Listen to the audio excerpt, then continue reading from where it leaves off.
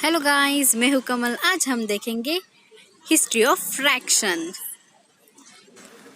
Fraction ये concept कहाँ से आई है, क्यों आई है, कैसे आई है, किन किन देशों ने फ्रैक्शन के प्रति अपना योगदान दिया है, ये हम हिस्ट्री ऑफ फ्रैक्शन में देखेंगे। फ्रैक्शन की पूरी हिस्ट्री देखेंगे। फ्रैक्शन की कहानी शुरू करने से पहले हम फ्रैक्शन का मीनिंग क्या है ये एक देखते हैं। फ्रैक्शन ये जो वर्ड है ये लैटिन वर्ड है, लैटिन लैंग्वेज से ये वर्ड आया है। और फ्रैक्शन मतलब ब्रेक, इसका मीनिंग है ब्रेक। ब्रेक मतलब टूटा हुआ, जो कंप्लीट नहीं, इनकम्प्लीट है, टूटा हुआ है। ओके, अब हम देखते हैं फ्रैक्शन की कहानी। फ्रैक्शन की यह कहानी सबसे पुराने सभ्यताओं में से एक है। हालांकि फ्रैक्शन लंबे समय से हमारे इतिहास से अलग रहा है। फ्रैक्शन को पहले नंबर नहीं माना जाता था। फ्रैक्शन को संख्या पहले नहीं माना जाता था। इजिप्शियन के जूलिया अलेक्जेंडर ने यूनिट फ्रैक्शन का यूज करके घोड़े की आग को रिप्रेजेंट किया। घोड़े की जो आग रहती है उसको यूनिट फ्रैक्शन से रिप्रेजेंट किया। 1800 ईस्वी सन पूर्व फ्रैक्शन के लिए इजिप्शियन जो लोग थे उन्होंने बेस 10 का उपयोग किया। इस बेस 10 का उपयोग करके अपनी नंबर सिस्टम को उन्होंने आधार बनाया। इससे उन्होंने एक ऐसा तरीका बनाने की अनुमति मिली जिस संख्या को वो लिख सकते हैं। उनके इस संख्या का प्रतिनिधित्व करने के लिए उन्होंने एक चित्रलिपि का आधार लिया। चित्रलिपि का वो उपयोग करने लगे। मतलब आप देख सकते हैं फोटो में कि उन्होंने एक चित्र बनाया है और नीचे उन्होंने एक नंबर लिखा है और संख्या लिखी है। ऐसे ऐसे उन्होंने क्या किया, एक चित्रलिपि उन्होंने तैयार की। एक लड़की एक खंबे पर लिख रही है, एक डायग्राम बना रही है और ये नंबर ऐसा वो इस तरह वो इसका इस्तेमाल करते थे। पर थोड़ी ही जल्द बाद इजिप्शियन लोगों को इसमें भी समस्या आने लगी। उनके लोगों के बीच में भोजन का विभाजित करने के लिए एक तरीका की उनको आवश्यकता भासने लगी। उनको एक भोजन को डिस्ट्रीब्यूट करने के लिए उनको एक तरीका चाहिए था। इस विचार से उनको फ्रैक्शन बनाने की प्रेरणा मिली। इस विचार से वो फ्रैक्शन के लिए प्रेरित होने लगे। इजिप्शियन लोगों ने यूनिट फ्रैक्शन का उपयोग करने लगे। वो जो फ्रैक्शन में बहुत सारे टाइप्स होते, पर उन्होंने यूनिट फ्रैक्शन का, उन्हें पता नहीं थे पहले टाइप्स, उन्होंने शुरुआत में यूनिट फ्रैक्शन का उपयोग करने लगे। जैसे कि अंश के अंश होता है, एक अंश का प्रतिनिधित्व करने के लिए अन्य संख्या के प्रति एक ऊपर खुले मुंह का उन्होंने उपयोग करना शुरू कर दिया। खुले मुंह आप देख सकते हैं, ये मुंह जैसा एक ऊपर चित्र है और नीचे नंबर है। इस मेथड का वो उपयोग करने लगे। लेकिन यूनिट फ्रैक्शन दोहराया नहीं जा सकता था। इस प्रक्रिया का उपयोग करने के लिए कई तरीके थे।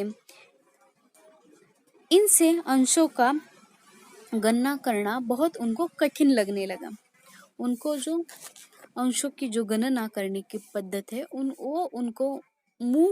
वो क्या करते थे, मुंह सिंबल बनाते थे और नीचे नंबर लिखते थे। इसकी गणना कैसे करने और इसकी गणना करने के लिए उनको बहुत परेशान होने लगे वो। इसके बाद रोमन्स जो लोग थे उन्होंने अपना योगदान क्या दिया है ये देखते हैं। हमारे पास रोमन थे।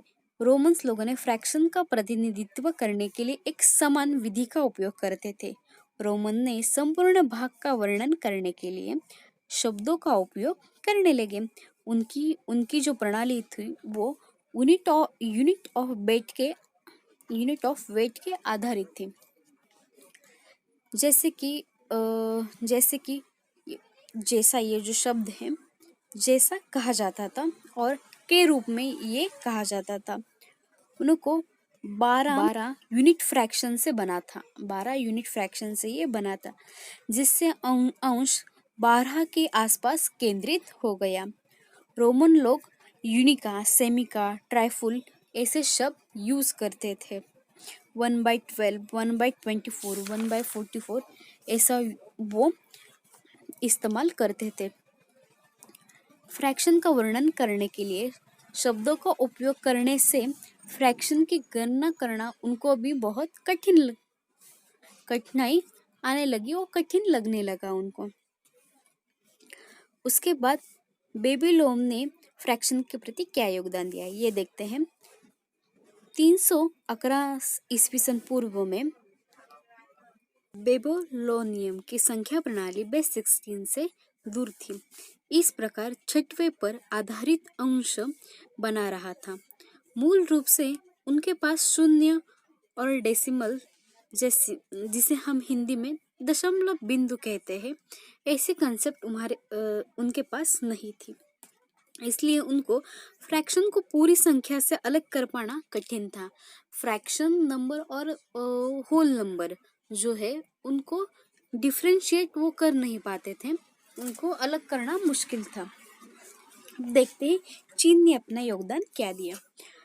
100 ईस्वी सन पूर्व चीन ने तुलना करने के लिए एक केवल अंश का उपयोग करने का तरीका विकसित किया और कैसे फ्रैक्शन की गणना कहते हैं और अंश की गणना के लिए एक प्रणाली विकसित की। इस प्रणाली के बारे में उन्होंने मैथमेटिकल आर्ट ये जो बुक है उसमें उन्होंने 9 चैप्टर में ये लिखा है।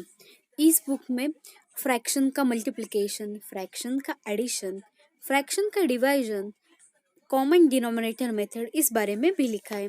हालांकि चीनी लोगों को 6/4 जैसे अनुचित फ्रैक्शन का उपयोग करने का परहेज नहीं थे वो। इनके बजाय वो मिश्रित संख्या जिसे हम मिक्स नंबर कहते, एग्जाम्पल 1 2/4 ऐसे नंबर को वो उपयोग करने लगे। अब आगे देखते हैं भारत ने फ्रैक्शन के प्रति क्या योगदान दिया है। भारत का योगदान लगभग 500 साल में दिया है ऐसा लिखा जाता है। भारत ने ब्राह्मी नामक एक लेखक की प्रणाली से एक प्रणाली विकसित की। ब्राह्मी नामक की एक प्रणाली जिसमें 9 प्रतीक और एक शून्य था। 9 नंबर्स और एक शून्य ऐसा थी। और भारत में एक शीर्ष संख्या जिसे हम क्या कहते हैं, न्यूमरेटर, और निचली संख्या उसे हम डिनोमिनेटर कहते हैं। ये संख्या लिखी गई, पर उन दोनों संख्या को अलग करने के लिए भारत ने उनके बीच कुछ लाइन रेखा नहीं की थी, रेखा का उपयोग नहीं किया था। 1850 ईस्वी सन में भारत के गणित तज्ञ महावीर ने अंशों को विभाजित करने के लिए उल्टा और गुणा का, जिसे हम invert and multiply for division fraction कहते हैं, इसका उपयोग वो करने लगे। आगे अरबों ने क्या योगदान दिया है। अरबों ने ईस्वी सन 630 में फ्रैक्शन में अपना योगदान दिया है। व्यापार के कारण भारत और अरबों के बीच में मैट कंसेप्ट का आदान प्रदान हुआ था। फ्रैक्शन जो एक कंसेप्ट है वो उसमें से एक है। अरबों ने multiplication of fraction, addition of fraction, subtraction of fraction, multiplication of fraction, division of fraction इसका भी उपयोग करना शुरू कर दिया। और 2 मेन स्ट्रैटेजी थी वो अरबों में और भारत में कॉमन थे, वो था डिनोमिनेटर एंड क्रॉस मल्टीप्लिकेशन। ये जो थे वो दोनों ही देश में कॉमन थे। उसके बाद यूरोपियन लोगों ने क्या योगदान दिया ये देखते हैं। 1175 और 1250 के बीच में यूरोपियन लोगों ने फ्रैक्शन बार का उपयोग करना शुरू कर दिया। यूरोपियन लोग पहले लोग थे जिन्होंने फ्रैक्शन बार का उपयोग करना शुरू कर दिया था। लिबर्ट अब्बासी ने उनके पुस्तक में यूनिट ऑफ फ्रैक्शन के योगदान के बारे में व्यापक रूप से उन्होंने प्रदर्शित किया और 1550 में फ्लेमिश गणितज्ञ साइमन स्टोवन ने अपनी पुस्तक में द टेट पुस्तक में डेसिमल नंबर का उपयोग करके बताया और लोगों को महसूस करके दिलाया और अरिथमेटिक के साथ साथ फ्रैक्शन भी कितना इजी है वो उन्होंने करके दिखाया। आपको मेरा वीडियो अच्छा लगे तो लाइक शेयर और कमेंट ज़रूर कर देना, सब्सक्राइब करना मत भूलना।